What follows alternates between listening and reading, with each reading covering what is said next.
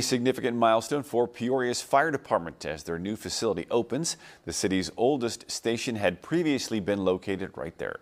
It is now fully open. Congrats to opening of Station 16. And there you go. It opened in 1922. The previous Station 16 served Peoria for more than a century before it was demolished in February of 2025. So the new $5 million station features state-of-the-art upgrades, including a new alert system to track how quickly firefighters get to a call once they respond. Another addition, a refueling air bottle station. That should help recovery faster.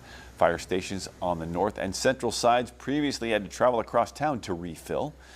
As it opened today, the station already had 5 calls and went to another one while we were there. It also has a community room. We respond day and night, and people think that, well, you come here and you sleep. Well, we don't. This fire station is very busy. For the community to come in to our space and we explain that to them, those are things that they don't really realize. They drive by here every day and they see our fire station here, but they don't really know exactly all that we do and how busy that we are. Fire Chief Sean Solberger also stated it was important to upgrade Station 16 after learning that location was the most effective in responding to calls. The station has 18 firefighters, but that will increase to 21 in June thanks to the SAFER grant.